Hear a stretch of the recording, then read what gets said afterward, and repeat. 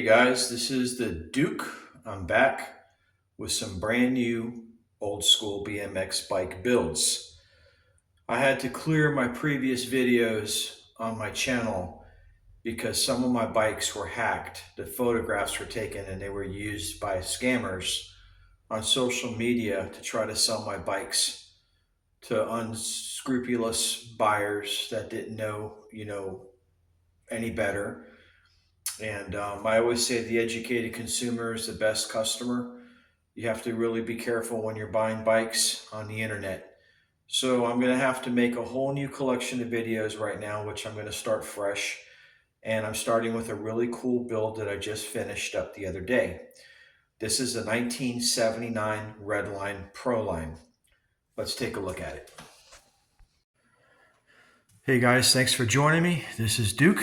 I had to make a whole new video collection because all of my prior uploads were compromised. And as I said in the introduction to this video, they were able to take data and photographs and deep fake some videos of my bikes and send them through various Facebook pages and scam people out of thousands of dollars. As I've said in all my prior videos, do not ever buy a bike off of Facebook Marketplace unless you are 100% sure that the seller has been vetted. And what I mean by vetted is that other buyers that you know of have purchased product from this person. I don't typically sell my bikes. They're part of my collection. And when I do put one up for sale, it's not going to be on Facebook Marketplace. So just so you guys know, if you see any of my bikes appear on there, it is a scam. Do not take the bait. So let me give you a little bit of introduction on this bike before we look at it. This is a 1979 Redline MX2 that I redid with Proline decals. There really isn't much of a difference between the frames and forks on the bikes. They're almost identical. This is a true 79 US made Redline. Excuse me, I've got several Mongooses. This is my Redline. I did some really nice, tasteful modifications to the bike. I think the color scheme came out all American. It's got that 1979 theme to it when you look at it. And I think it's a really minimalist design. I only put one brake on this bike. I didn't want to overdo it with all the razzle dazzle. I wanted to do the less is more philosophy, which I share with a lot of my bike builds. I try to do a minimalist design on these bikes because I do believe that they get to a point where you kind of turn them into a clown bike if you go a little too crazy with the colors and the parts and all that stuff. So without any further ado, let's take a look at this really fresh 1979 Redline MX2 Proline. Okay, guys and girls, there she is. This is one of the cleanest Redline frames I've ever come across. And as I do a 360-degree panoramic view of this bike, you're going to see why. I'll try to get some close-ups of the chrome work, the bright work on the bike, and show you guys how nice this bike really is, because it is remarkably clean.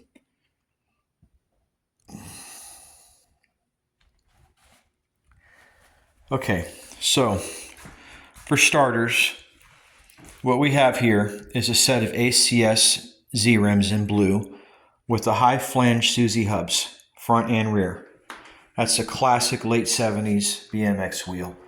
It was either an Araya, a CMC, or a ACS wheel back in those days, or a Tough Wheel 1, which you'll see on a lot of my other bikes. I've got variations of all these wheels. I put a set of Redline flight cranks. I got them done in the 180 millimeter stretch because I like the longer crank arm. I got a Neptune sprocket, which is a tribute sprocket of the real Redline Iron Cross sprocket. It's anodized in red with some really nice fluting work that you see in the sprocket arm. I like the way they fluted this out. It has a nice classic design to it. We did a blue outline DID chain. We've got a blue Dicomp MX 1000 1979 stamp brake. And I even did the 2-trigger pull lever on this one. Okay. Got an original set of Redline V-bars. Got a Redline Brute stem. That's 100% original. I didn't even bother touching that up. Okay. Chromoly Redline stem. And we have a set of BM7 MKS pedals. And we have a GT seat post on this bike because GT makes some rad products, and a Viscount Redline seat. These are pads that I got from BMX Products Australia. They're awesome. They make some wonderful products. These guys make all the decals for my bike builds. For some reason, the guys in California won't do business with me. I don't know what happened, but the people in Australia take good care of me. It's my Redline V-bars. Man, this bike was oiled, conditioned. When I installed the bottom bracket, I made sure everything in here was lubricated really nicely. Considering this bike is going on 50 years, 45 years old, it's in remarkable condition. Let's stand back and take a look at it. So when I was growing up as a kid, we really didn't have many kids in the neighborhood with Redlines. I grew up in South Florida back in the 70s and 80s. Most of the kids in our community rode around in department store bikes. They had AMFs, they had Huffies, Murrays, the stuff that Sears sold, and Jefferson and Kmart and all those retail stores. The really rich kids would ride around on Mongooses, maybe a Kuwahara, Harry Larry, a Redline you would see once in a while, not too often. Once in a while, in a very, very rare occurrence, you would see a facetious kid riding around on a hutch. And I remember the first Redline I saw like this one was probably in the mid-'80s at a BMX track in Homestead, and it was just a beautiful design. So when I picked up this frame and fork to do this build, I was trying to recreate, in essence, that bike that I saw when I was 10 years old, back in 79. And I think I pretty much achieved, based on recollection of what's left of my long-term memory, what that bike might have looked like. So, as I said, it's an MX2, but I didn't really care for the MX2 decals. I like the Proline Redline decals better.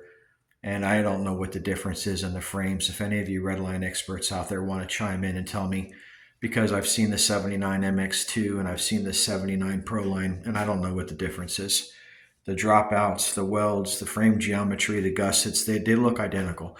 I'm not a Redline expert. I'm a Mongoose expert, which I have several of those I'm going to do videos on. I have to redo all my videos, guys, that I had before. I know you guys would use my videos for technical reasons. You would refer to my videos to look out for fake frames. I'm going to remake all these videos all over again, I promise. It's just going to take me some time. I had a really serious hack done to my videos, and this deep fake AI is getting so good right now that people can basically take my image of my bikes and my voice, and they can do a 15-second clip presenting this bike as something for sale to some naive buyer that is on Facebook Marketplace who wants to spend $1,000 on a $3,000 bike. And if it sounds too good to be true, folks, it usually is. Just remember, once you send that PayPal or that Venmo, that money is gone. If the person's not willing to meet with you in person, face to face, your best bet is just to avoid them and leave the situation altogether. Bluff them and say, hey, I'm in your town. First of all, ask them where they're located. Most of the time, they're going to make up some city in the United States. You can say, hey, I live 20 minutes from there. Would you be willing to meet me? I have cash. The first flag you're going to see if it's a scammer is they will not meet for cash. They will tell you to send the money. Let me tell you something, my friends. There's nobody in this world right now who would pass up cash for a Venmo or for a PayPal. Those are all being traced right now by the Internal Revenue Service, and anything over $600 is flagging a 1099-K that you have to have a Schedule C and itemized deductions done now on your taxes to resolve, because you can't do a standard deduction because all the boutique stores like eBay and Amazon and all the third-party payment companies are reporting transactions to the Internal Revenue Service. This was all under President Biden to try to collect as much money as they could to fund the new Green Deal scam. So until President Trump is able to roll this back to the $60,000 threshold that it was when he was first president, you need to be very careful when you do these online transfers, because there's repercussions for this at the end of the year. I'm dealing with it right now, okay? I've been able to do a standard deduction for the past 20 years until this year for the first time. I now have to itemize and do a Schedule C and a K1, and it's just ridiculous. It is. So I would never, ever prefer to take a wire transfer, a Venmo, or a PayPal over cash money. Cash is king.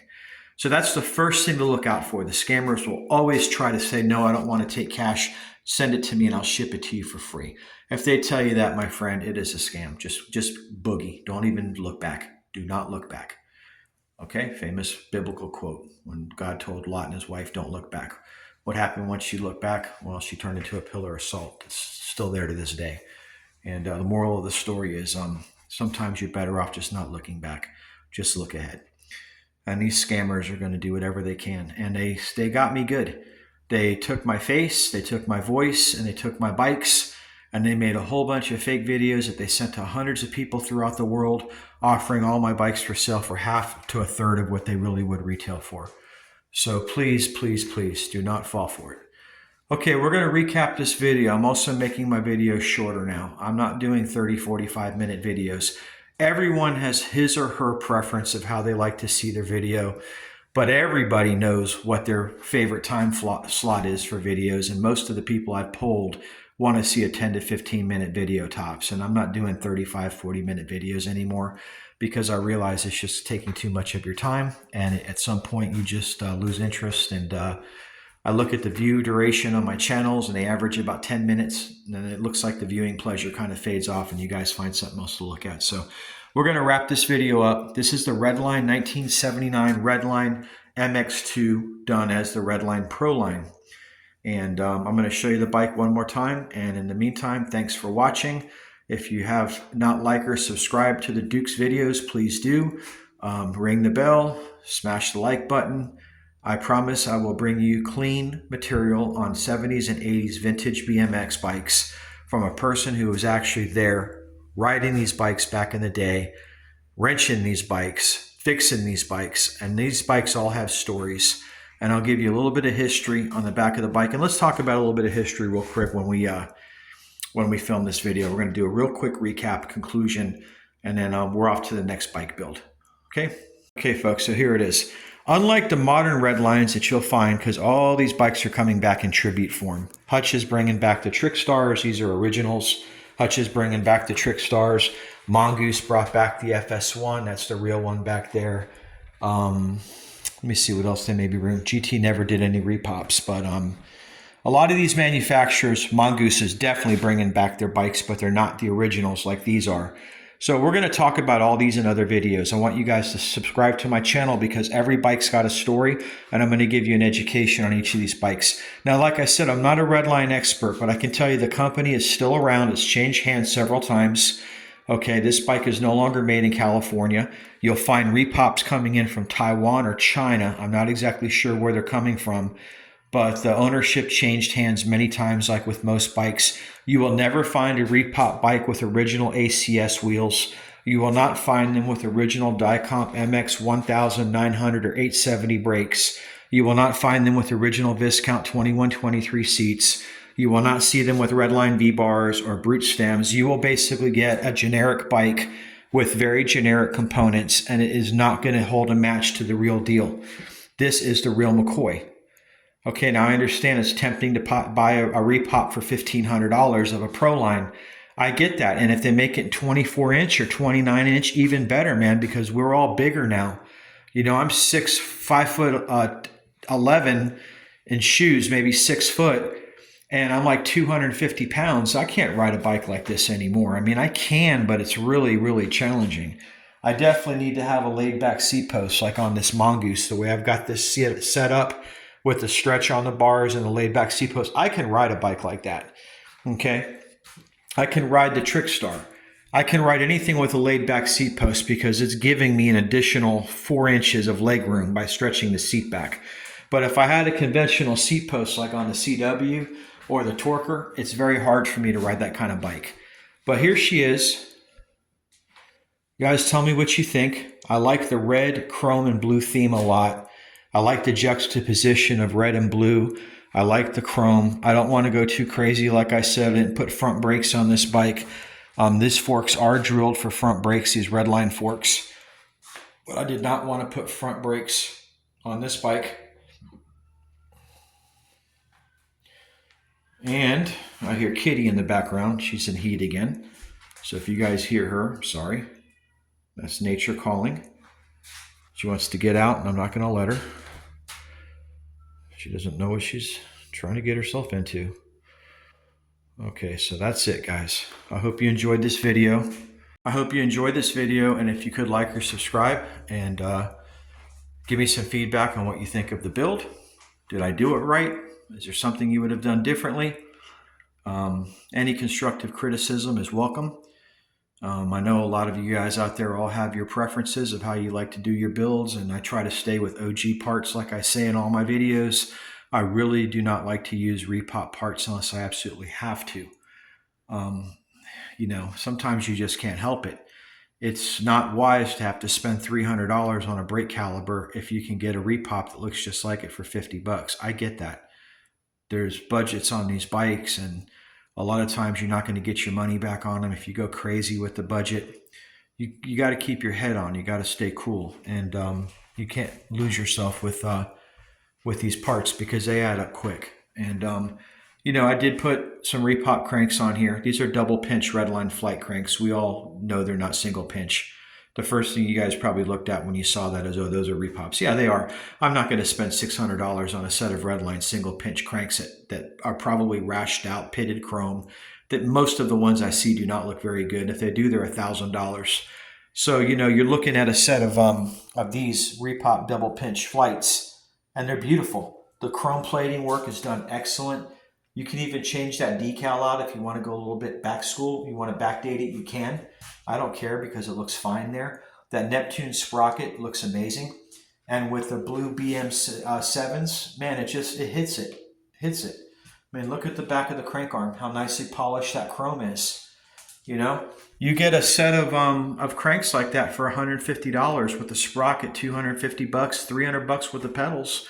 It's half the price of which you would buy for a single pinch set of flight cranks that are roached out, you know, with chrome plating that needs to be redone. So sometimes you have to just sit back and look at the approach from a pragmatic view and say, hey, you know, this isn't a $10,000 bike. I don't need to go crazy with the parts, but this works. You know, this is complementary to the rest of the bike. You want to keep the parts complementary. They all have to have a relationship that is on budget and it works. And at the same time, you know, you don't want to go too cheap, but you don't want to go too expensive either. And I think the repop flight cranks, they worked in this instance. I was able to pull it off and save quite a bit of money. So, all right, thanks for watching, guys. Stay tuned for the next bike build video I do. This is the Duke, and stay rad. Later.